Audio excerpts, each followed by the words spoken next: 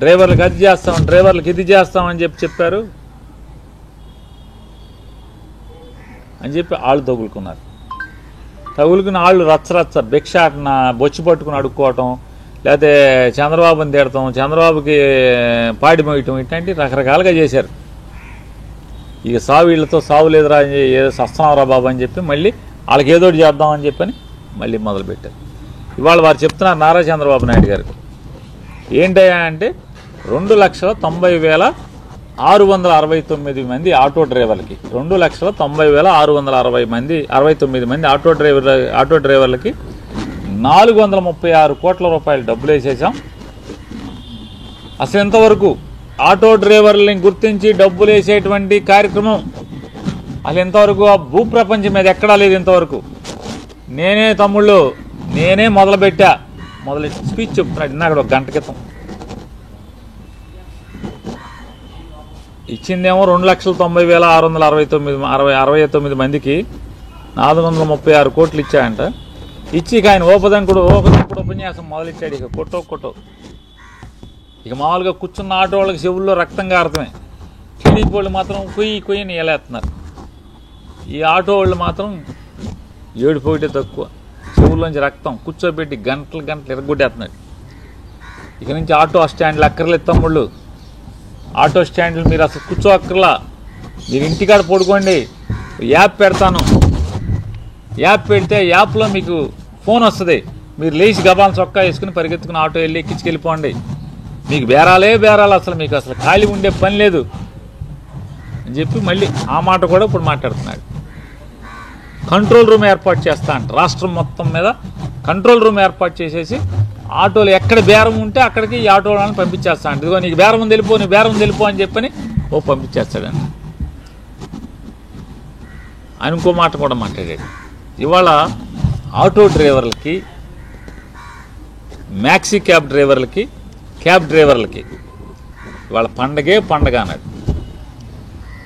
ఈ డైలాగ్ చూస్తే ఆటో వాళ్ళందరికీ ఒక డైలాగ్ గుర్తుకొచ్చింది. అదే సినిమాలో బ్రహ్మానందం గారు సాఫ్ట్వేర్ ఎంప్లాయీ మోకాళ్ళ కిందకి ఈ శీలమండల పైకి ప్యాంట్ వేసి ఆలి అడుక్కుంటాకు వచ్చే 10 పైసలు ఎంత వేసి పండగ చేసుకెళ్ళాలంటాడు, లేదా రూపాయి వేసి. అట్టా ఉంది ఈ పండగ చేసుకో, అంతకుమించి ఏమైనా ఉందా అని అడుగుతున్నాను నేను. ఈ 15,000 రూపాయలు మీరు ఇచ్చే 15,000 రూపాయలు ఎంతమందికి ఇచ్చారు? 2,90,000 మందికి. జగన్మోహన్ రెడ్డి గారు మొదలుపెట్టింది ఈ పథకం ఎప్పుడు మొదలుపెట్టారు? మీరు కాదు, నారా చంద్రబాబు నాయుడు గారు ఈ పథకం మొదలుపెట్టింది.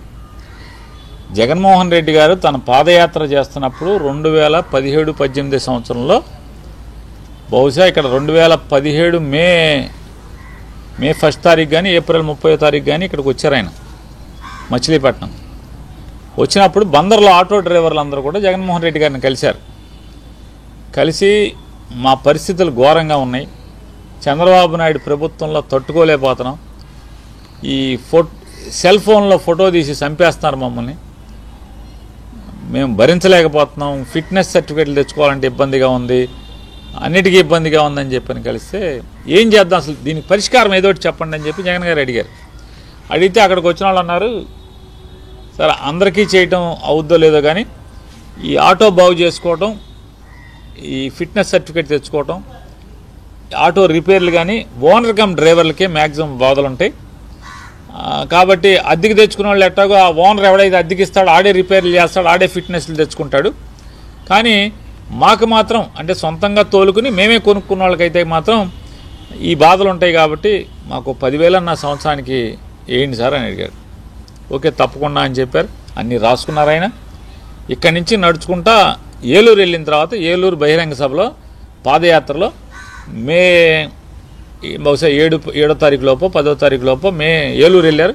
ఏలూరు బహిరంగ సభలో ఆయన ప్రకటించారు పాదయాత్రలో ఏమని, సొంత ఆటో ఉన్నటువంటి, సొంతంగా ఆటోని నడుపుకుంటూ అంటే కొనుక్కుని ఫైనాన్స్ మీదో బ్యాంకు మీదో కొనుక్కుని నడుపుకునే వాళ్ళు ఎవరైతే ఉన్నారో దాని మీద బతికే వాళ్ళందరికీ కూడా సంవత్సరానికి 10,000 రూపాయల చొప్పున 5 ఏళ్ళు 5 బదులు 50,000 రూపాయలు ఆటో వాళ్ళకి ఆదుకుంటాకి వేస్తాను.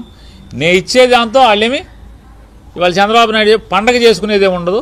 కాకపోతే ఎంతో కొంత వేడి నీళ్ళకి చన్నీళ్ళ తోడులాగా ఎంతో కొంత ఇతోధికంగా సాయపడదామని చెప్పి నా ప్రయత్నం అని చెప్పి ఆయన మాట్లాడారు.